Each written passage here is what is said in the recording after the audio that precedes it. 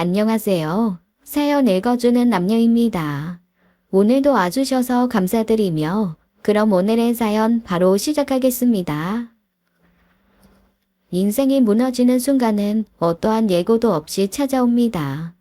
그리고 그 순간이 얼마나 잔혹할 수 있는지는 겪어본 사람만이 알아요. 남편의 배신은 제게도 그런 충격이었어요. 그때 저는 다시는 제가 일어설 수 없을 거라는 충격에 빠졌습니다. 하지만 지금은 아닙니다. 남편의 그 배신 덕분에 저는 더 강해졌고 더 멋진 사람이 될 수 있었어요. 그리고 이제 저도 알게 되었죠. 사람은 때때로 무너져야만 다시 일어설 수 있고 다시 일어설 수만 있다면 그땐 전보다 더욱 강한 사람으로 태어난다는 것을요. 안녕하세요. 이제 마흔을 바라보는 여성입니다. 저는 남편과 결혼 후 가정주부로 살았습니다. 그날도 남편의 자켓을 세탁소에 맡기기 위해 주머니를 확인하고 있었어요. 평소라면 그냥 지나쳤겠지만 그날은 왠지 모르게 주머니 속 깊숙한 곳까지 손이 닿더라고요. 그리고 그곳에서 폴라로이드 사진 한 장을 발견했습니다. 사진 속에는 남편과 낯선 여자가 찍혀 있었습니다. 낯선 여자는 속옷만 입고 남편 옆에서 다정하게 포즈를 취하고 있었어요. 뒷면에 적힌 글을 보고 저는 잠시 숨이 막혔습니다. 2주년 너와의 야릇한 기념이라는 짧은 문구가 눈에 들어왔죠. 그 순간 저는 모든 것을 잃은 기분이었어요. 남편은 바람을 피우고 있었고 제 인생이 완전히 박살나버린 순간이었습니다. 저의 일상이 사랑했던 모든 순간들이 그 사진 한 장으로 사라져버리고 말았어요. 그날 저는 아무것도 못하고 식탁에 앉아 있었어요. 시간이 어떻게 흘러갔는지도 모르겠습니다. 집 현관 비밀번호를 누르는 소리에 정신을 차려보니 저녁 8시더군요. 퇴근하고 돌아온 남편이었어요. 남편은 불도 꺼져 있는 집에서 저를 마주했죠. 저는 남편을 보자마자 외도를 추궁했어요. 이게 뭐야? 설명해봐. 설마 아닐 거라고 생각하면서도 제 마음 한구석에서는 이미 답을 알고 있었죠. 남편은 식탁 위에 놓여져 있는 자신과 내연녀의 사진을 보고는 잠시 놀라더군요. 하지만 남편은 죄책감도 없고 당황하는 기색조차 없었어요. 그저 담담하게 고백하더라고요. 다 알면서 뭘 묻고 그래. 남편의 무덤덤한 대답에 저는 충격을 받았습니다. 어떻게 그렇게 대답을 해? 나한테 미안하지도 않아? 미안이라. 내가 너한테 꼭 미안해야 하냐? 왜? 하긴 뭐, 네 입장에서는 그렇겠네. 미안해. 자, 듣지? 남편은 그저 비웃도 누고는 아무 말 없이 안방으로 들어가더군요. 제가 따라가 따져 물었습니다. 지금 장난해? 네가 나한테 어떻게 이럴 수가 있어? 그게 지금 미안한 사람 태도야? 나 새벽 5시까지 회사에 나가야 해. 지금 자야 하니까 나중에 이야기해. 어떤 여자가 그 상황에서 그래, 그럼 나중에 진지하게 대화하자 이렇게 말할 수 있겠어요. 저는 소리를 질렀습니다. 그러자 남편이 짜증난다는 표정으로 다시 겉옷을 입더군요. 그리고 집을 나가버렸어요. 어디가? 당장 돌아와. 제대로 설명을 하란 말이야. 그년이 그렇게 좋니? 네 자식들까지 타버릴 만큼? 남편은 그렇게 집을 나가고 그날 돌아오지 않았습니다. 분노한 제가 전화를 했지만 받지도 않더군요. 그리고 다음날 아침 남편에게서 카톡이 왔어요. 제게 내연녀 사진을 보냈더군요. 그 사진을 보았을 때 제 심장은 다시 한번 무너졌어요. 사진 속의 여자는 완벽한 외모를 자랑하며 미소 짓고 있었어요. 저는 참을 수 없어 남편에게 전화를 걸었습니다. 대체 무슨 짓이야? 나한테 이 사진을 왜 보낸 건데? 남편은 아주 태연하게 대답하더군요. 설명하라며. 그래서 간단하게 설명한 거야. 네가 이 여자만큼 예뻐? 섹시해? 그것도 아니라면 네 친정이 부자야? 너처럼 구질구질한 여자랑 내가 평생을 함께 살아야 할 이유를 단 하나라도 말해봐. 말해보라고. 야, 안 들리냐? 아이씨, 말해보라고. 그 말을 듣는 순간 제 안에서 뭔가가 부서져 버렸어요. 전화를 끊고 나서 거울을 보니 거울 안에는 아줌마 같은 저 자신이 서 있었습니다. 초라한 모습의 제가요. 남편과는 3년간 연애하고 결혼했습니다. 그리고 4년간 결혼 생활을 했죠.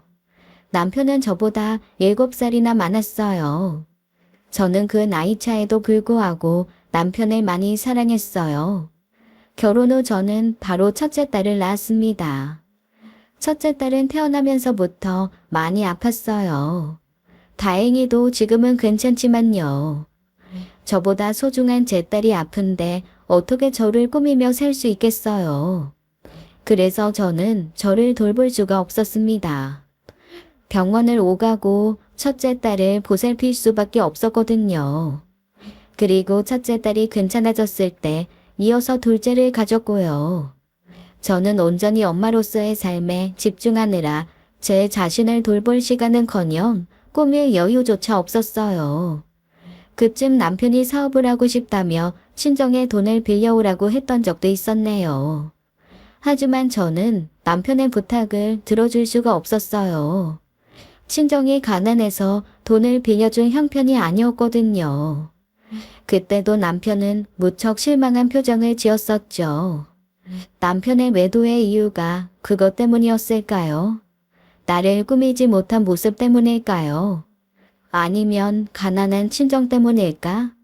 모든 것이 얽히고 설킨 이 현실 속에서 저는 비참하게 쓰러져 갔습니다. 그날 새벽 남편은 집으로 돌아왔어요. 아마도 내연녀와 함께 있다가 온 것일 겁니다. 남편의 얼굴은 피곤한 기색이었지만 그 피로가 어디서 온 건지 저는 알고 있었어요.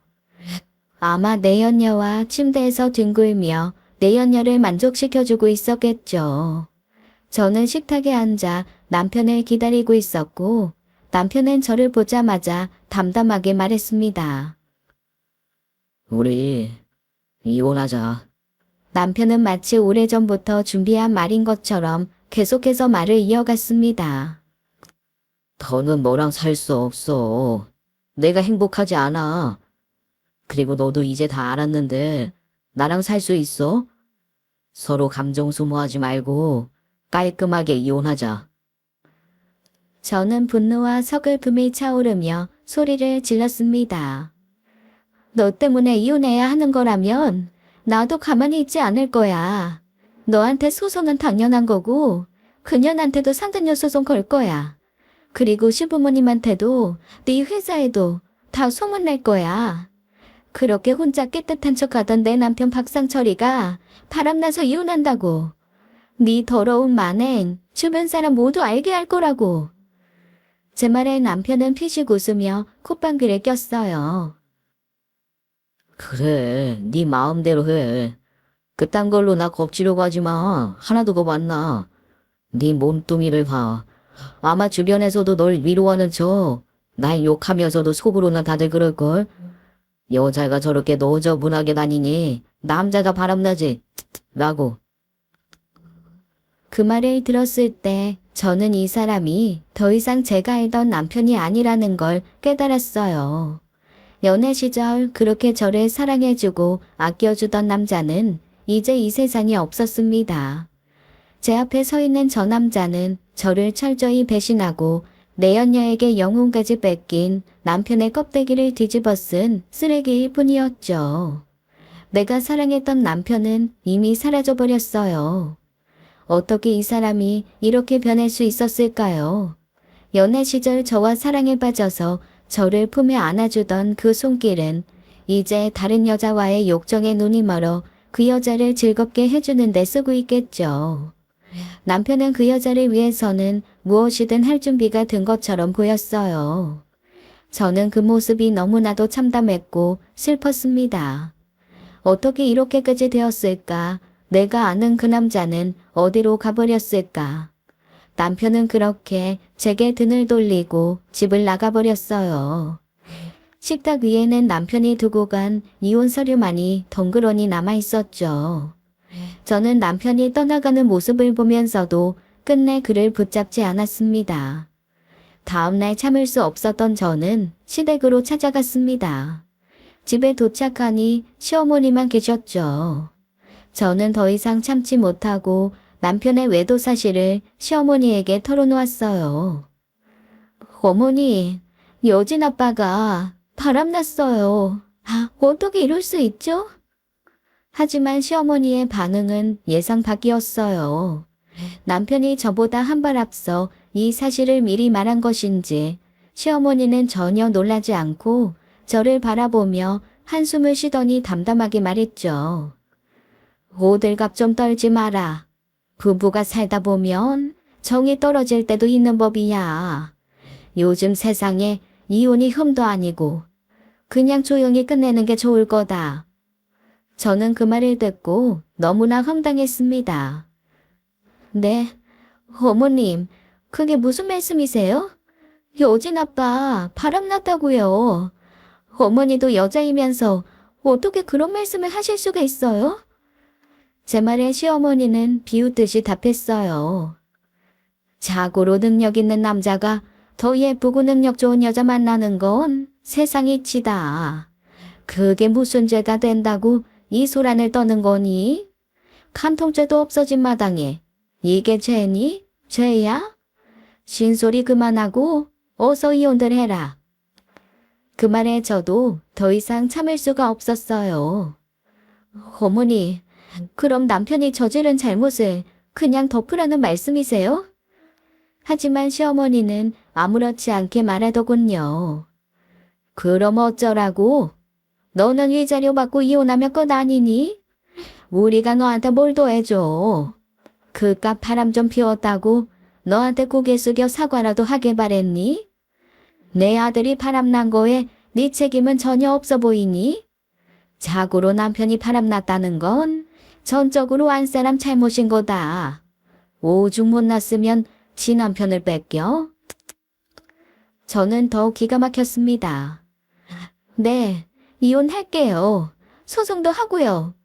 세상 사람들한테 물어보죠 뭐. 바람난 남편이 잘못한 건지 아무것도 모르고 집에서 살림하고 애들 보다가 뒤통수 맞은 제가 잘못한 건지. 성격이 저 모양이니 상철이가 정이 떨어졌지. 그리고 상철이는 새 출발을 원하니 여진이 여은이 걔들은 네가 알아서 키워라. 나도 걔들 돌볼 생각 없으니 말이다. 어차피 손녀는 딸이잖니. 우리 집 대를 잇지도 못하는 쓸모없는 것들인데. 난 새 며느리 들여서 손자볼 거다. 그리고 그 아이 봉양받으며 편하게 살 거야. 네가 네 애들 데리고 뭘 하건 그건 네가 알아서 해라. 시어머니는 차갑게 웃으며 말했죠. 그 순간 제 가슴은 차가운 얼음처럼 식어갔습니다. 남편이 그랬던 것처럼 시어머니도 제 존재를 그저 하찮게 여기는 것이 분명해 보였습니다. 저는 더 이상 이 자리에 있을 필요가 없다고 느껴졌죠. 어머니, 그렇게 살지 마세요. 그렇게 다른 사람 무시하면서 사는 인생이 행복하실 것 같으세요? 다른 사람 눈에 피눈물 나게 하면서 어머님 말려는 편하실 것 같아요? 다른 며느리 들여서 손자보겠다고요? 그 여자가 이 집에 들어와서 어머님을 봉양할 것 같아요? 저처럼 철마다 옷 사드리고 보양식 해드릴 것 같아요? 손자를 떡하니 낳아줄 것 같냐고요? 두고 보세요. 제 남편이랑 놀 만큼 놀고 뜯어낼 만큼 뜯어내면 보기 좋게 남편도 버림당할걸요? 그때 가서 후회하면서 눈물 흘리지나 마시라고요. 라고 말하며 시가를 나섰어요. 그날 이후 남편은 집에 돌아오지 않았습니다. 아마도 내연녀와 함께 있을 겁니다. 남편이 없는 자리를 볼 때마다 분노와 배신감으로 가득 찼습니다. 이 소식을 들은 친정엄마는 남편을 욕하며 분노를 터뜨렸어요. 무슨 그런 쓰레기 같은 놈이 다 있니? 내가 지한테 얼마나 잘해줬는데. 당장 이혼해. 그런 놈이랑 더 이상 같이 살 이유가 없다. 친정아빠는 남편을 혼내주겠다며 직접 남편 회사로 찾아갔지만 남편은 장기 휴가를 내고는 아이의 모습을 드러내지 않았습니다. 아빠는 돌아와서도 분노를 감추지 못했어요. 숨는다고 평생 숨을 수 있을 것 같아. 이 어디 두고 보자. 그놈의 자식, 내가 가만두지 않겠다. 부모님은 제게 어서 서둘러 이혼을 하라고 했어요. 수미야, 그놈과는 이제 끝내. 이제 너랑 애들만 생각하고 하루라도 빨리 그놈이랑 이혼해. 저도 부모님의 말이 맞다고 생각했어요. 하지만 호락호락 쉽게 이혼할 수는 없었습니다. 소송도 걸고 소문도 내서 얼굴도 못 들고 다니게 해주고 싶었어요. 남편은 하나도 무섭지 않다고 했지만 그냥 허세라고 생각했죠. 2살, 3살 된 제 딸들이 아직 아무것도 모른 채 제 곁에서 웃고 있는 모습을 보면 너무 가여웠어요. 매일 밤 그 작은 아이들을 재우고 나서 저는 몰래 눈물을 흘렸습니다. 내 잘못은 아니라고, 나는 충분히 노력했다고 스스로를 위로하려 했지만 마음속 깊은 곳에 있는 상처는 쉽게 아물지 않았습니다. 그때 제 오랜 친구가 이런 말을 했어요. 이혼? 누구 좋으려고 쉽게 이혼을 해. 이혼해주면 네 남편 새끼랑 네 연녀 그년한테만 좋은 일 해주는 거야. 아주 신나서 둘이 살림 합치겠지. 네가 복수하려면 이혼은 해주지 말고 별거만 해. 그리고 그 연놈들 둘이 지랄하는 장면 잡아서 계속 위자료 소송하라고. 너 아직 남편이 준 카드 있을 거 아니야. 그거 팍팍 긁으면서 생활비 쓰고 그걸로 딸 키우면서 살아. 왜 바보같이 이혼을 해줘. 하지 마. 그게 네가 할 수 있는 최선의 복수야. 친구의 말이 맞다고 생각되었습니다. 누구 좋으라고 쉽게 이혼을 해주나요? 이혼을 쉽게 해주는 것이 오히려 그들에게 기회를 주는 것이라는 생각이 들었죠. 친구의 말대로라면 저는 별거를 하면서 남편이 보내는 생활비로 아이들을 키우는 게 최선의 복수인 것 같았어요. 그래서 친구의 조언대로 이혼을 못 해주겠다고 남편에게 통보했습니다. 그리고 남편의 내연녀에게만 상간녀 위자료 소송을 걸었죠. 그리고 이후 또 2사람이 만나는 장면을 제게 걸리면 2차 상간녀 소송을 또 걸겠다고 협박했어요. 그 후에도 계속 만나면 3차, 4차 끝까지 계속 소송하겠다고도 했죠. 제 말과 행동에 남편은 굉장히 짜증을 냈습니다. 하지만 그것만으로는 남편을 쉽게 포기하지 않더군요. 남편은 결국 저에게 이혼 소송을 걸었습니다. 참 어이가 없더군요. 유책 배우자이면서 뻔뻔하게 먼저 이혼 소송을 제기한 남편의 태도에 저는 기가 막힐 따름이었어요. 변호사한테 물어봤어요.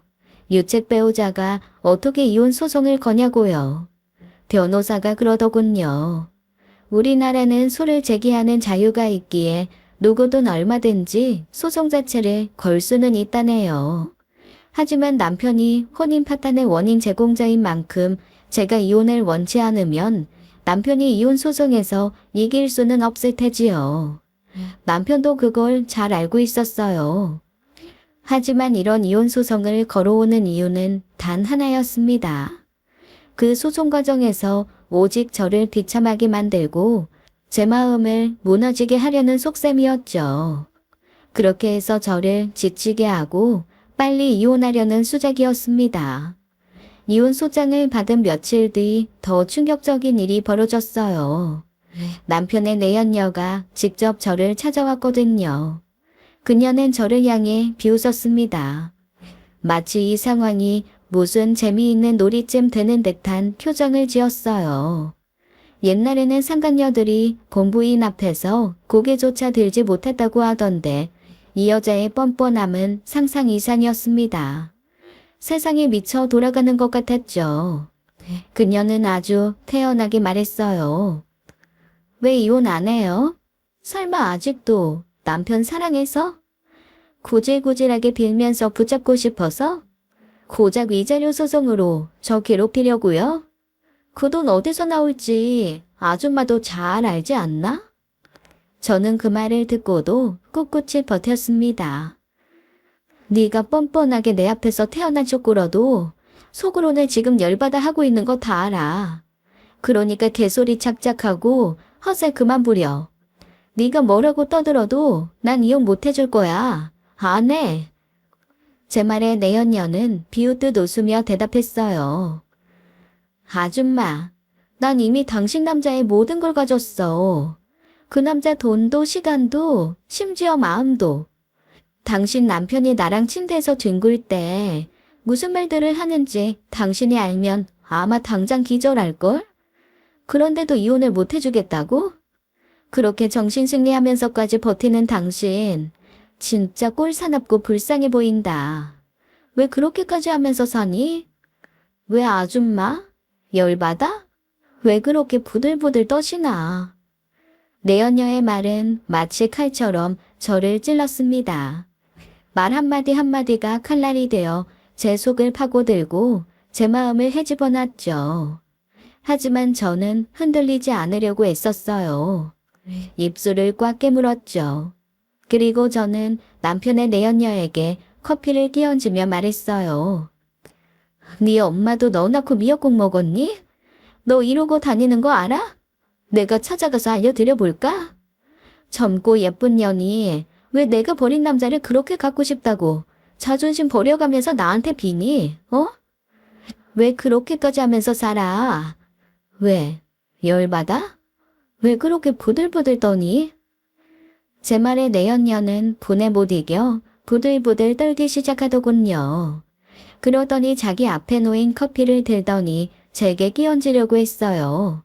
제가 그 내연녀에게 한 것처럼요. 그때 제가 말했죠. 아마 4775 맞지? 제 말의 순간 내연녀가 얼어붙었습니다. 아니야? 4775. 네 엄마 전화번호 끝자리 맞잖아. 뭘 그렇게 놀라? 별거 아니야. 나도 사람 써서 네 뒷조사 좀 해본 거야. 내 남편, 아니, 네 남자 돈으로 나도 사람 좀 써서 네 뒷조사 해봤어. 웃기지 않아? 한 남자를 사이에 두고 한 여자는 그 남자 돈으로 상간녀 위자료 내고 다른 여자는 흥신소에 돈 내고. 표정이 왜 그래? 표정 좀 풀어. 누가 여기 전화해서 아줌마 딸이 상간녀인데요 라고 말하겠대? 걱정 마. 아직은 말 안 했으니까. 보니까 자기 딸년이 상간녀인 거 알면 그대로 한강에 뛰어들겠더구만. 아줌마는 그렇게 여리고 착한데 넌 왜 그 모양이니? 너 순진한 척 다 하더니 아주 용이 주도하고 못된 년이구나. 우리 엄마한테 입만 뻥끗해. 그날이 너 죽고 나 죽는 날이야. 무슨 소리야? 아니지. 네 엄마만 죽는 날이겠지. 어쨌든 난 이혼 생각 없어. 넌 지금처럼 그렇게 평생 상간녀로 살아. 그냥 그 자리에서 쓰레기 상간녀로 살라고. 알아들어? 그게 네 자리야. 음지에서 손가락질 받고 당당히 고개도 못 드는. 그러니까 숨죽여서 죽은 듯이 살아. 감히 어디 건방지게 이혼을 하라 말아야? 그렇게 말하고 자리에서 일어났습니다. 그렇게 반년을 버텼어요. 남편의 이혼 소송에 맞서고 내연녀의 뻔뻔한 태도를 견뎌내는 것은 결코 쉬운 일이 아니었습니다. 정말 매일매일이 전쟁 같았죠. 마음 한편으로는 언젠가 이 상황이 끝날 거라는 희망을 품었지만 현실은 그리 녹록하지 않았어요.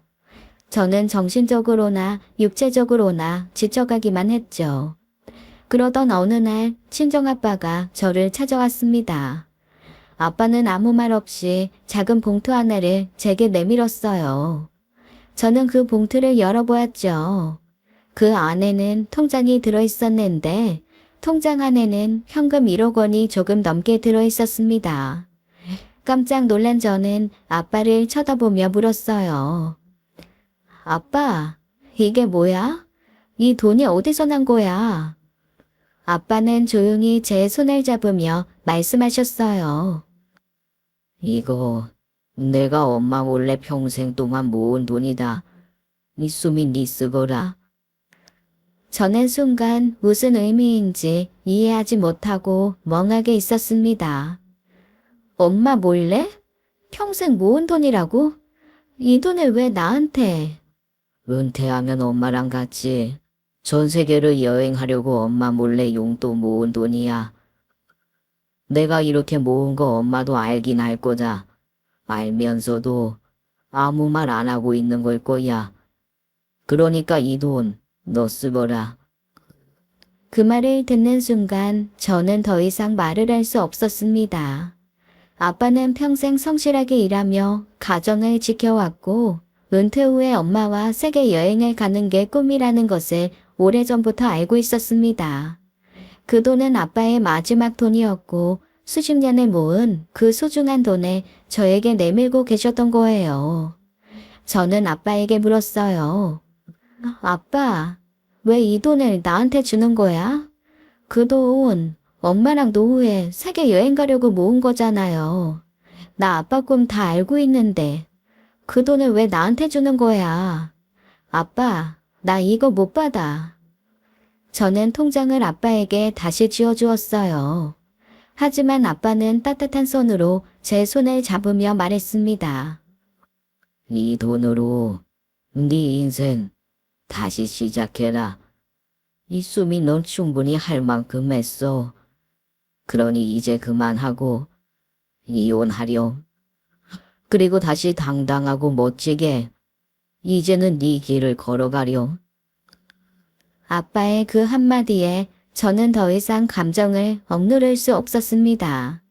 그동안 남편의 배신과 상간녀의 뻔뻔한 태도에 맞서며 쌓아왔던 모든 슬픔과 분노가 한순간에 터져나왔습니다.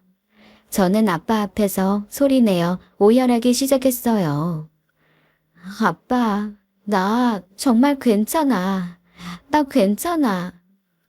아빠는 저를 꼭 안으며 말했습니다. 이건 이제 너를 위한 돈이야.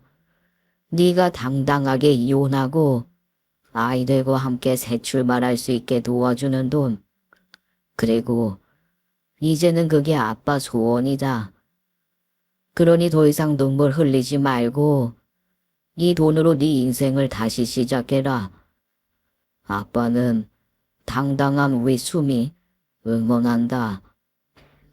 아빠의 따뜻한 품에서 저는 한참을 울었어요. 그리고 그 순간 결심이 섰습니다. 이제 그만하자. 더 이상 남편과 그 상간녀의 손에 내 인생을 휘둘리지 말자고요. 더 이상 그들의 비참한 인생에 제 인생을 섞지 말자고요. 아빠의 그 진심 덕분에 저는 마침내 남편과 이혼할 용기를 얻게 되었습니다. 그렇게 저는 남편과 이혼을 했어요. 재산은 반반으로 나누었고 양육권을 제가 가져왔죠. 남편에게는 이혼 위자료로 3천만 원을 받아냈어요. 또한 상간녀에게도 위자료 소송을 걸어 상간녀로부터 2천만 원을 받아냈고요. 그토록 당당했던 남편은 제가 남편의 외도를 지인과 친구들에게 모두 알리자 저를 명예훼손으로 고소한다고 난리를 치더군요. 훼손될 명예도 없으면서 말이에요. 그러거나 말거나 신경도 쓰지 않았습니다. 물론 상간녀 부모에게도 모든 사실을 알렸어요. 한동안 그쪽에서도 꽤나 시끄러웠어요. 물론 뒷수습은 제가 신경 쓸 일이 아니었습니다. 법적 절차를 거쳐 모든 것이 정리되기까지 꽤 오랜 시간이 걸렸습니다. 하지만 그 과정에서 저는 그동안의 모든 상처를 치유해가는 기분이었어요. 이혼 절차가 끝나고 법원에서 마지막 서류에 서명하는 순간 저는 묘한 해방감을 느꼈습니다. 지난 몇 년간 저를 괴롭혔던 모든 짐을 내려놓은 기분이었죠. 물론 아직 해야 할 일들은 많았습니다. 두 딸을 키워야 했고 앞으로 살아갈 길도 스스로 찾아나가야 했죠. 하지만 저는 그 어느 때보다도 강해진 제 자신을 느끼고 있었어요. 이혼이 마무리되던 그때 가정 법원 앞에는 벚꽃이 흐드러지게 날리고 있었습니다. 그때 제 나이는 고작 31살이었어요. 이혼 후 저는 제 두 딸들과 함께 독립해 새 삶을 시작하려고 마음먹었어요. 하지만 현실은 생각보다 더 가혹했습니다. 아이들을 키우면서 동시에 돈을 벌어야 하는 상황에서 혼자서 모든 것을 감당하는 것은 불가능에 가까웠습니다. 어린 딸들이 절 필요로 하는 시기였지만 저는 생계를 유지하기 위해서는 일을 하지 않을 수가 없었죠. 결국 저는 딸들과 함께 친정집으로 들어가기로 했습니다. 친정엄마는 제가 출근하는 동안 제 어린 딸들을 돌봐주셨어요. 엄마는 자신의 시간을 희생하며 손녀들을 돌보아 주었죠. 덕분에 저는 작은 기업에 디자이너로 취직할 수 있었습니다. 그동안 경력이 단절된 탓에 좋은 조건의 일자리를 구할 수는 없었어요. 처음부터 다시 시작해야 했습니다. 제가 들어간 회사는 규모가 작았고 저는 최저임금을 받으며 일할 수밖에 없었어요. 그럼에도 불구하고 저는 열심히 일했습니다.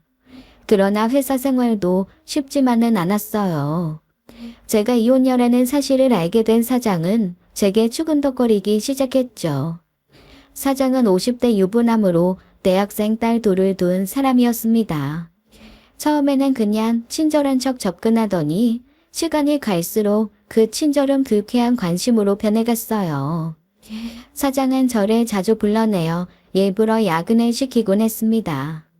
다른 직원들이 모두 퇴근한 틈을 타 제게 의미심장한 말들을 늘어놓았습니다. 급기야 어느 날 대놓고 더러운 제안을 하더군요. 수미 씨, 애들 키우면서 워킹맘으로 일하는 게 어렵지. 내가 월급 100만 원도 올려줄 수 있는데. 100만 원이요? 갑자기 그렇게 월급을 올려주시는 이유가? 별건 아니고 내가 요즘 아내랑 사이가 좋지 않아서 말이지. 아이 그냥 좀 외롭네. 중년의 외로움인가? 그래서 말인데 이 수미 씨도 외롭지 않아? 이혼했다며?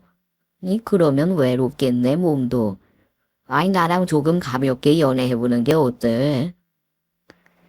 사장의 그 말에 순간적으로 숨이 막히는 듯 했어요. 사장은 제가 이혼녀라는 사실을 이용해 저를 쉽게 보았던 겁니다. 자신의 부인이 있음에도 불구하고 그 나이 많은 유부남은 저를 상대로 역겨운 제안을 했어요. 저는 그 말을 듣고 도저히 참을 수가 없었습니다. 저한테 그딴 더러운 말 하지 마세요. 저 그딴 식으로 살지 않습니다. 사장은 그 말을 듣고도 전혀 부끄러워하지 않았고 오히려 더 집요하게 추근댔습니다. 그냥 가볍게 고민해봐. 이 이혼녀인 네 입장에서 나랑 연애하는 게 뭐가 나쁘겠어. 더 좋은 조건에서 일할 수 있을 텐데. 그 말에 저는 차가운 분노가 일어났어요. 그 순간 결심했죠. 저는 그날 퇴근하자마자 곧바로 행동에 나섰습니다. 사장의 아내에게 연락해 사장놈의 만행을 낱낱이 알렸습니다. 처음에 사장 부인은 제 말을 믿지 못했죠. 마치 저를 돈을 뜯어내려는 꽃뱀 정도로 여겼어요. 사장이 제게 더러운 제안을 할 때 제가 그 대화를 몰래 녹음해두었거든요. 사장 부인에게 그 대화 녹음을 들려주었어요. 사장 부인은 충격을 받은 듯 했죠. 이후 저는 직장 내 성추행으로 사장을 신고했습니다. 회사에서 저를 상대로 했던 부당한 제안과 성희롱을 모두 신고했어요. 이후 사장은 제게 장난이었다고 싹싹 빌기 시작했죠. 당신 딸들이 나중에 그런 말 들었을 때도 장난으로 넘길 수 있어? 나이 먹을 만큼 먹고서는 추하게 좀 살지 마.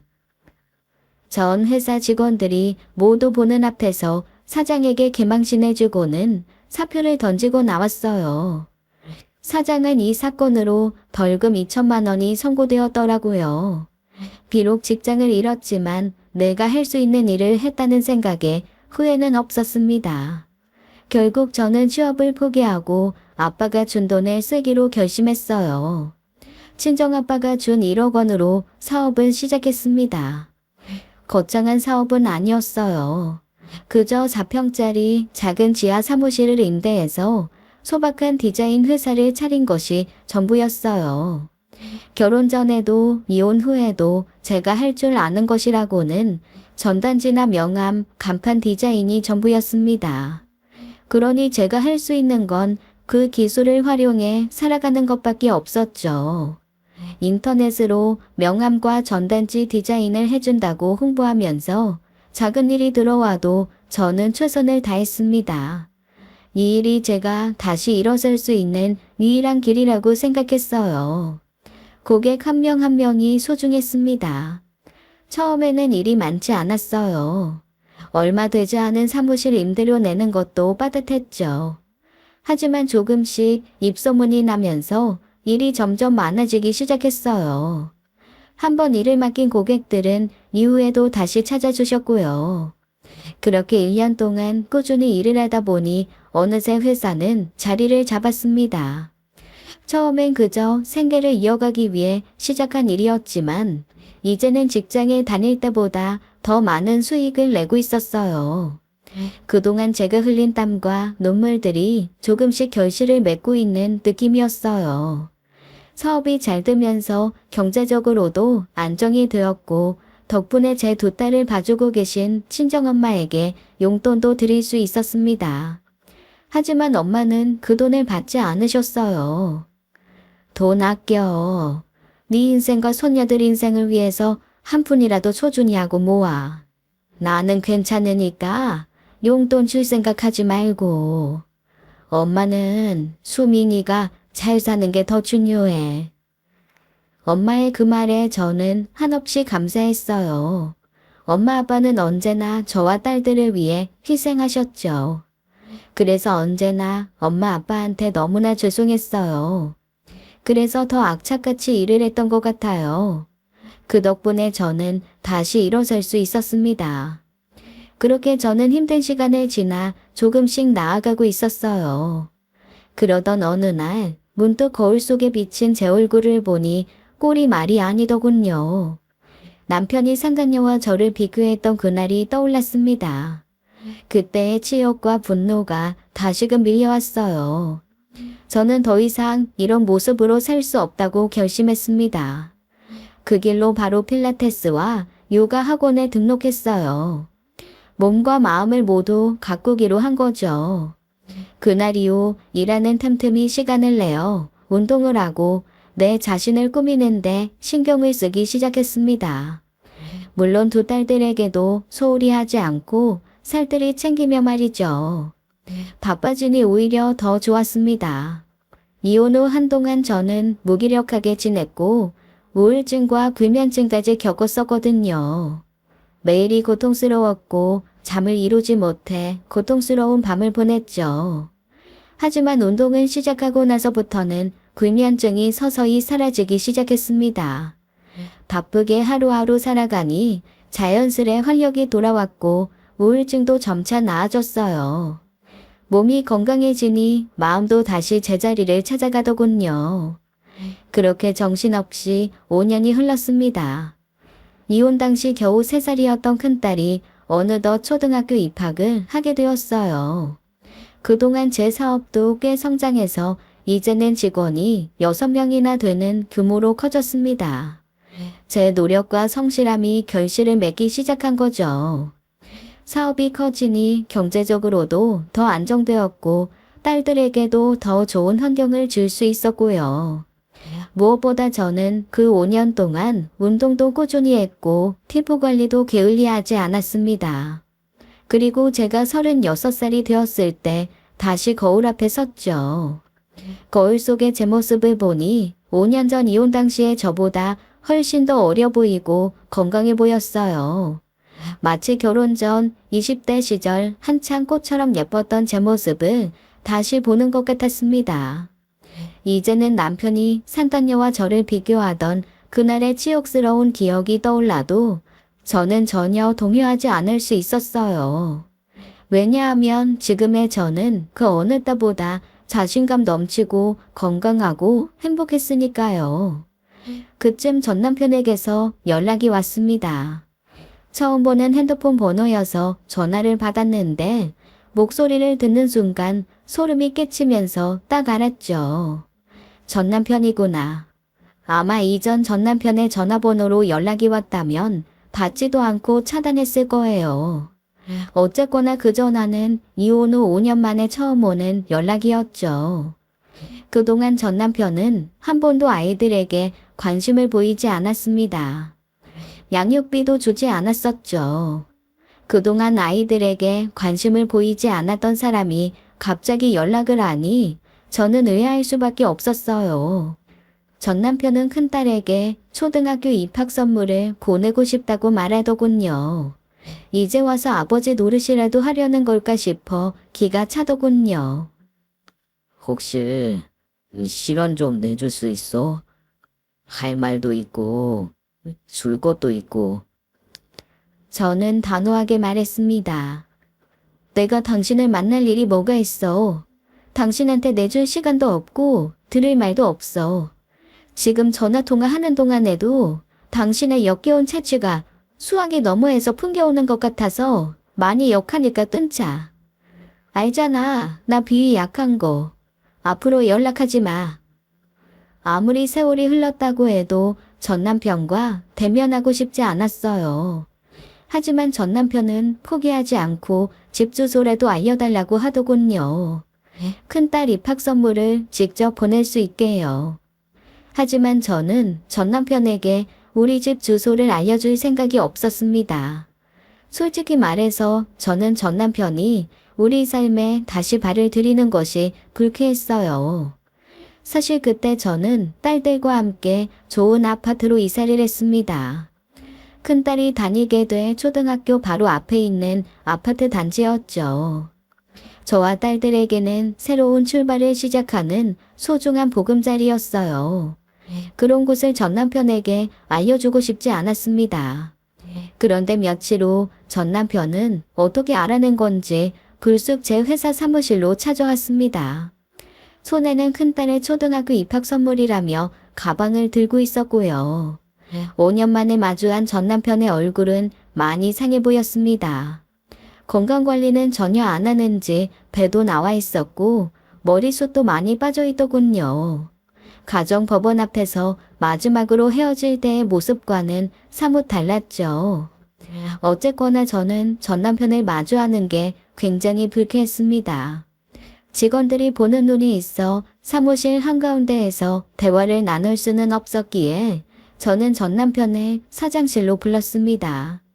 문을 닫고 저는 냉정하게 말했어요. 여긴 어떻게 알았어?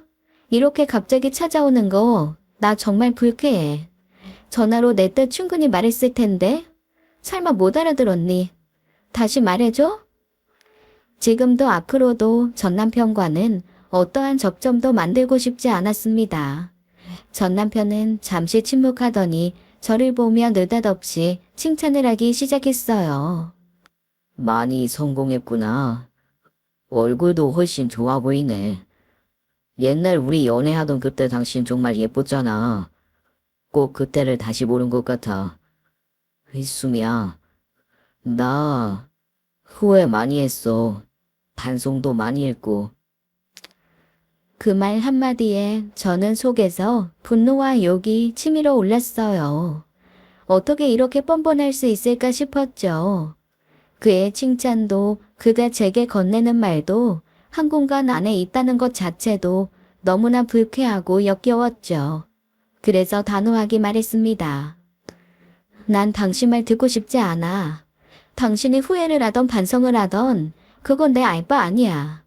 그거 알아? 당신 오늘 봤을 때 당신 망가진 모습 보면서 나 이 생각했어. 이 사람 아픈가? 혹시 죽을 병에 걸려서 나 찾아와서 지난 일 사과하려는 건가? 그 뒤에 내가 무슨 생각했는지 알아? 잘 됐다. 그냥 빨리 죽어주면 좋겠다. 이 생각했어. 후회, 반성. 그런 단어들은 당신 더러운 입으로 내뱉기엔 너무 비싼 단어들이야. 그러니까 내 사무실에서 나가. 다신 찾아오지 마. 수미야, 제발. 나가. 경비 부를까? 경찰 불러? 제가 소리를 지르자 밖에서 남자 직원들이 뛰어들어왔어요. 전 남편은 잠시 멈칫하더니 결국 아무 말 없이 큰딸에게 전해달라며 가방만 두고 조용히 사무실을 나갔습니다. 전 남편이 떠난 후 저는 한숨을 내쉬며 자리에 앉았어요. 그가 준 가방을 바라보니 아무리 딸을 위한 선물이라고 해도 그 물건 자체가 불쾌하게 느껴졌습니다. 그 안에는 그의 거짓된 후회와 잘못된 행동들이 담겨 있었거든요. 저는 결국 그 가방을 쓰레기통에 버렸습니다. 그 선물은 우리 삶에 다시 들어오려는 전 남편의 흔적이었고, 저는 그 흔적조차 남기고 싶지 않았어요. 우리 딸을 위한 선물이라곤 하지만 분명 어떤 더러운 의도가 있는 선물이 분명할 테니까요. 전 남편은 한때 제 인생에서 가장 중요한 사람이었지만 이제는 그저 더럽고 역겨운 과거의 토사물 같은 흔적일 뿐이었죠. 하지만 이후에도 전 남편은 끈질기게 저를 찾아오기 시작했습니다. 처음에는 밥이라도 한 끼 먹자고 술이나 한 잔 마시며 이야기나 하자고 귀찮게 찾아왔죠. 저는 매번 거절했지만 전 남편에게는 통하지 않았습니다. 어느 날 그는 또다시 제 앞에 나타났어요.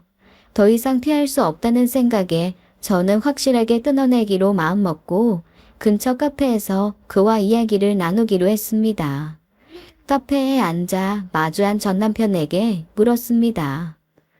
왜 자꾸 찾아오는 거야? 접근금지 신청이라도 법원에 할까? 제 말에 대한 전 남편의 대답은 충격적이었습니다. 아이들을 위해서라도 다시 살림을 합치자. 지난번에도 말했지만 나 반성 많이 했어. 순간 저는 어이가 없더라고요. 이 인간이 대체 무슨 개소리를 하는 건지 두통이 밀려왔죠. 그토록 아이들을 걱정했다면 바람을 피우고 가정을 파탄낼 일이 있었을까요? 5년 동안 한 번도 아이들을 찾지 않던 놈이 이제 와서 아이들을 위해서요.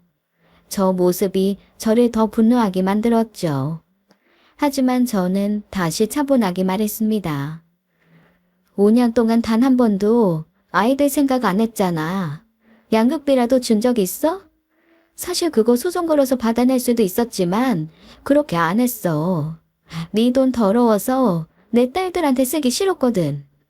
그리고 그 상간녀 그년이랑 재혼한 거 아니었어? 제 질문에 그의 표정이 급격히 어두워졌습니다. 그는 잠시 침묵하더니 낮은 목소리로 대답했어요. 그 여자랑은 헤어졌어. 그 말을 들으니 그의 진짜 의도가 더 분명하게 느껴졌습니다. 상간녀와 헤어졌으니 이제와 저를 다시 찾으려는 속셈이었던 거죠. 아이들이나 저를 위해서가 아니었어요. 오직 자기를 위해서였어요. 끝까지 이기적이고 더러운 놈이었습니다. 전 남편은 이어서 말했습니다. 우린 그래도 한때 많이 사랑했잖아. 연애 시절 당신과 함께 했던 시간들, 추억들, 그 모든 순간 잊을 수가 없더라.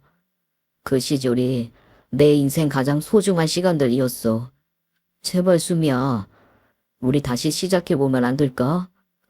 그는 옛날 연애 시절의 추억을 주저리 늘어놓으며 우리가 함께했던 시간을 되돌리고 싶다는 듯 말을 이어갔습니다.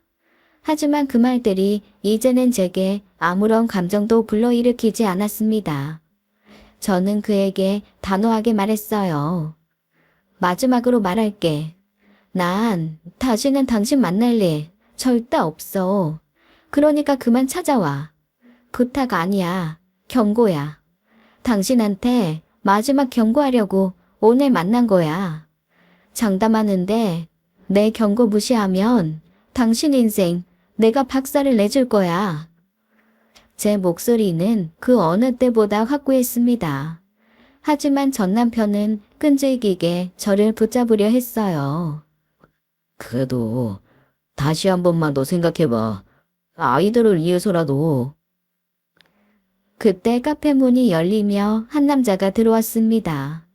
그 남자는 곧바로 제 쪽으로 다가와서는 제 옆에 앉았어요. 그 남자는 제 남자친구였습니다. 사실 저는 2년 전부터 그와 연애 중이었어요. 남자친구는 제 과거를 모두 알고도 저를 따뜻하게 위로해주고 있는 그대로의 저를 사랑해주는 사람이었어요. 그동안 상처받은 제 마음을 어루만져준 사람이었죠. 여기서 그만하시죠. 남자친구의 말에 전 남편은 불쾌한 표정을 지으며 말했습니다. 제 3자는 빠져. 이건 우리 문제라고. 하지만 남자친구는 전 남편을 가만히 쳐다보며 차분히 대답했습니다. 이렇게 거절 의사를 계속 말하는데 지속적으로 찾아와서 수미 씨 괴롭히면 스토킹으로 고소할 겁니다. 이미 법적으로 당신이 문제를 일으키고 있는 거라고요. 전 남편은 비웃으며 콧방귀를 끼더니 비아냥거리듯 물었습니다. 뭐야, 이 새파랗게 젊은 놈이 어른이 말하는데 네가 법을 안다고? 우습네. 하지만 남자친구는 전혀 흔들리지 않았어요. 그는 평온한 표정으로 말했죠. 저 수미 씨 애인입니다. 그리고 저 법 잘 알아요. 왜냐하면 저 변호사거든요. 전 남편의 얼굴이 그 순간 굳어졌습니다. 남자친구는 마지막 경고를 하듯 말했어요. 이제 그만 찾아오세요. 저 지금 수미 씨 봐서 충분히 인내하면서 참고 있습니다. 남자친구가 이렇게 단호하고 확고하게 제 편에서 전 남편과 맞서는 모습이 너무나 든든했어요. 남자친구와 저는 전 남편에게 더 이상 찾아오지 말라고 마지막 경고를 한 후 자리를 뜨려 했습니다. 그런데 갑자기 전 남편이 제 팔을 거칠게 붙잡았어요. 그의 소나기가 얼마나 강력했는지 순간 팔이 아파서 저는 소리를 지르고 말았죠. 그 순간 남자친구가 주저없이 전 남편에게 주먹을 날렸습니다. 전 남편은 주먹을 맞고 그대로 쓰러졌고 몸이 테이블을 덮치면서 테이블 위에 있던 커피가 전 남편에게 쏟아졌어요. 커피가 그의 옷과 얼굴에 쏟아지며 순식간에 전 남편은 엉망이 되었죠. 전 남편은 바닥에 누워 커피로 범벅이 된 채 고통스러운 표정을 지었습니다. 남자친구는 그런 전 남편을 내려다보며 한마디 덧붙였습니다. 내가 많이 참고 있다고 했지? 지난 시간 동안 수미 씨가 당신 때문에 얼마나 고통을 받았는 줄 알아? 그걸 지켜보는 나도 마음이 아플 정도였다고. 왜 이렇게 사람을 괴롭혀? 얼마나 수미 씨를 만만하게 생각하면 영치 없이 이러는 거냐고. 이 시간 이후 다시는 수미 씨 찾아오지 마. 이젠 내가 가만히 안 있어. 만약 또 수미 씨 찾아오거나 길에서라도 나 마주치면 그땐 이 정도로 안 끝나. 저는 전 남편이 이 사건 이후에는 저를 괴롭히지 않을 거라는 확신이 들었습니다. 원래 전 남편은 저런 인간이었어요. 자기보다 강한 사람이 나타나면 꼬리를 말고 도망가는 개 같았죠. 우리는 전 남편을 뒤로하고 자리를 떠났습니다. 제 마음속에는 통쾌함이 가득 차올랐어요. 그동안 전 남편에게서 받은 상처와 괴로움이 그 순간 조금이나마 사라지는 것 같았습니다. 미안해 수미 씨. 폭력적으로 굴 건 아니었는데 저 인간 만나면 한 번쯤은 이렇게 해주고 싶기도 했어. 고마워. 덕분에 속이 많이 풀렸어. 이제 그만 아파해. 이제 행복하게만 살자. 당신은 그럴 자력 충분해. 응, 그러자. 저는 그날 이후 주변에 수소문 해보았습니다. 그리고 전 남편에 대한 소식을 몇 가지 알게 되었죠. 지인들로부터 들은 이야기는 듣기만 해도 통쾌했어요. 전 남편과 바람났던 그 상간녀는 전 남편이 이혼을 한 이후에도 전 남편과 결혼을 하지 않았다고 합니다. 그뿐만 아니라 전 남편이 회사에서 실직하고 별 볼 일 없는 사람이 되자 그를 버렸다는 거예요. 그리고는 전 남편을 떠나 또 다른 남자와 바람이 나서 관계를 끝냈다고 하더군요. 결국 전 남편은 자신이 저지른 배신의 대가를 뼈저리게 치른 셈이었죠. 바람난 사람들의 끝이란 늘 이렇다는 걸 다시금 깨닫게 되었습니다. 며칠 뒤 이번에는 전 시모가 저를 찾아왔습니다. 참나 웃음도 안 나오더군요. 전 남편은 제 남자친구한테 한 대 얻어맞은 이후 또 맞을까 겁나서 그 뒤로 제 주변에 얼씬도 안 했어요. 그리고 생각한 게 늙은 지엄마를 저한테 보낸 겁니다. 전 시모는 저를 보자 반갑게 제 손을 덥석 잡더군요. 전 그 손을 뿌리쳤습니다. 아이고 아가, 난 네가 이렇게 큰 사람인 줄 진즉부터 알았다. 그래 축하한다. 세상에 사장님이라니 경사구나. 그리고 땡땡 아파트에 산다며? 그거 내가 부동산에 알아보니까 10억도 넘는다고 하던데? 자가니? 아니 대체 그 아파트를 어떻게 산 거야? 신통방통도 하구나. 하긴 우리 아가가 옛날부터 능력이 좋았어. 세상에 대단도 하구나. 전 시모는 제가 잘 살아가고 있다는 사실에 기뻐하며 축하를 해주더군요. 그 속에 숨겨진 검은 속내가 너무 훤히 드러나서 어이없는 웃음만 났어요. 찾아오신 용건이나 말씀하세요. 아이고, 내 정신 좀 봐라. 내가 바쁜 사장님을 붙잡고. 아가, 아무리 성공을 했어도 아이들한텐 아빠가 필요하지 않겠니? 그러니까 상처리하고 다시 생각해 보거라. 아무리 부부가 싸웠다지만 철륜을 어떻게 끊어내니? 그리고 변호사 남자친구 만나고 있다는 소식 내 들었다.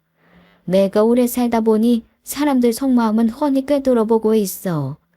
그 변호사랑은 그냥 헤어지거라. 그런 젊고 능력 있는 남자놈들이 솔직히 이혼녀 만나는 이유야 뻔한 거 아니겠니? 널 가지고 놀 만큼 놀다가 젊고 예쁜 여자랑 결혼하겠지. 그러니 너도 그놈이랑 놀 만큼 놀았으면 이제 다시 돌아오거라. 저는 그 말을 듣고도 차분하게 대답했습니다. 어머니, 사람들 속마음이 보이신다고요? 그런데 지금 제 마음은 안 보이시나 봐요. 이렇게 상황 판단이 안 되세요. 심해신가? 제 남자친구와 결혼 준비 중이에요. 그 사람 저 많이 아껴주고 사랑해주는 사람이에요. 그러니까 헛물 그만 켜고 돌아가세요. 전 시모의 얼굴은 순식간에 불그락 푸르락 하며 굳어지더군요. 아마도 제가 대답한 말은 전 시모가 예상했던 대답이 아니었을 겁니다. 전 시모는 그저 저와 전 남편과의 재결합만을 바랐던 거죠. 황당하게도요. 그리고 그 순간 저는 전 시모에게 말했습니다. 어머님이 저번에 저한테 그러셨죠? 능력 있는 사람이 능력 좋은 사람과 만나는 게 당연한 세상 이치라고요. 뭐라고? 제 말에 전 시모는 당황한 표정을 지었죠. 전 남편이 바람났을 때 전 시모가 제게 그랬었죠. 능력 있는 남자가 능력 있는 예쁜 여자 만나는 건 세상에 옳은 이치이니 전 남편의 바람은 죄가 아니라고요. 저는 이어서 더 날카롭게 말을 던졌습니다. 당신 아들은 이제 나이만 먹고 배만 나오고 머리도 벗겨지기 시작한 아저씨예요. 내가 왜 그런 사람과 다시 만나야 하죠? 그 순간 전 시모의 얼굴이 분노로 일그러졌습니다. 이 잡것이 내가 오냐오냐 해주니 만만해 보이냐? 오냐, 내가 오늘 네 못된 그 주둥아리 제대로 닦게 해주마. 어머님한테 배운 그대로 사는 중이에요. 모르셨어요? 이게 무슨 죄가 된다고 이 소란을 떠세요? 어머님? 전시모는 도저히 화를 참지 못하겠는지 제 뺨을 때리려 손을 올렸습니다. 하지만 전 이미 전시모의 의도를 눈치채고 있었어요. 전시모의 손이 제 뺨을 향해 날아오는 그 순간 저는 전시모의 팔목을 딱 잡아 멈춰 세웠습니다. 죄송하지만 제가 옛날의 숭이가 아니에요, 어머님. 여기까지는 제가 노인 공경 차원에서 봐드릴게요. 전시모는 당황한 채로 팔을 빼내려 했지만 저는 놓지 않았습니다. 못된 년, 썩을 년, 네가 이러고도 무사할 것 같냐? 두고 봐라. 너 그 변호사 놈한테 또 버림받을 거다. 그 말을 듣는데 그동안 억눌렸던 감정들이 그 순간 터져나왔고 저는 더 이상 후락후락하게 당할 생각이 없었습니다. 저는 테이블에 있던 물을 집어들어 전시모에게 끼얹었습니다. 물이 전시모의 얼굴과 옷에 적셨고 그 순간 전시모는 충격에 빠진 듯 아무 말도 하지 못했어요. 화 좀 그만 내세요, 어머님. 만수무강 하셔야죠. 그 소중한 아들내미랑. 아참, 어머님, 그 상간녀가 손자 안 낳아주고 다른 남자한테 갔던데 괜찮으세요? 어머, 아하, 안 괜찮으시겠네. 대가 끊기니. 죄송해요. 제가 괜한 질문해서. 뭐 어쩌겠어요. 남의 눈에 눈물 나게 하면 본인 눈에는 피눈물 나는 법인데. 그 나이 먹고 그걸 모르셨네. 우리 어머님. 뭐 어째요. 이참에 배우는 거지. 그럼 저는 바빠서 이만 갈게요. 웨딩드레스 보러 강남 가야 하거든요. 저는 그리고는 그 자리를 떠났습니다. 전시모는 그 자리에서 물에 젖은 채로 서 있었지만 분통을 터뜨리며 소리를 지르고 있더군요. 그러거나 말거나 저는 뒤도 돌아보지 않았습니다. 그 순간 저는 저를 괴롭히던 과거와 완전히 결별할 수 있었어요. 이후 저는 변호사 남자친구와 재혼을 했습니다. 제 인생의 새로운 시작이었고 저에게 큰 축복이었어요. 제 재혼 소식에 친정 엄마 아빠는 그동안 저 힘들까봐 참아왔던 눈물을 흘리셨습니다. 그동안 저 때문에 얼마나 마음고생을 하셨을까요? 저도 부모님 생각에 눈물이 났습니다. 남자친구는 친정 부모님에게 큰절을 하며 오늘 이후 제 눈에서 눈물이 나지 않게 하겠다고 다짐을 했죠. 이제 제 남편이 된 남자친구는 단지 절 사랑해 줄 뿐만이 아니었어요. 제 두 딸을 친딸처럼 여겨주며 정말 잘해주었습니다. 처음에는 딸들이 새아빠와 어색해하지 않을까 걱정했지만 남편은 꾸준한 사랑과 관심으로 딸들에게 다가갔어요. 딸들도 점차 남편을 따르기 시작했죠.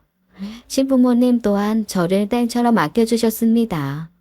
처음 만났을 때부터 저를 따뜻하게 맞아주셨고 제가 이전에 겪었던 고통을 잘 알고 있었기에 저를 이해해 주셨죠.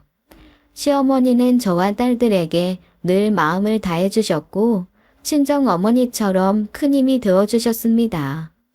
시아버지 역시 든든한 조언자이자 보호자로 저희 가족에게 필요한 모든 것을 채워주려고 하셨어요. 그리고 무엇보다 새 남편과의 사이에서 아들을 가졌습니다. 그 소식을 듣고 남편은 물론이고 친정부모님, 시부모님과 딸들 모두 기뻐했어요. 저는 이제 새로운 인생의 희망을 찾았습니다. 지금의 남편과 함께하는 삶이 얼마나 값진지 매일 실감하고 있어요. 이제 제 인생은 더 이상 불행과 고통이 없기를 바랍니다. 하지만 인생이란 한치 앞을 모르듯 또 다른 역경이 저를 찾아올 수도 있겠죠. 하지만 그 어려움을 당당하게 마주하며 싸우고 이겨낼 용기를 저는 배웠습니다. 과거의 상처는 저를 더 강하게 만들었고 지금의 저는 더 이상 그 상처에 얽매이지 않습니다. 우리 가족 앞으로도 함께 행복한 미래를 만들어 가겠습니다. 지금까지 사연 읽어주는 남녀였습니다. 끝까지 시청해주신 여러분 감사드리며 저희는 다음 사연으로 돌아올게요. 감사합니다.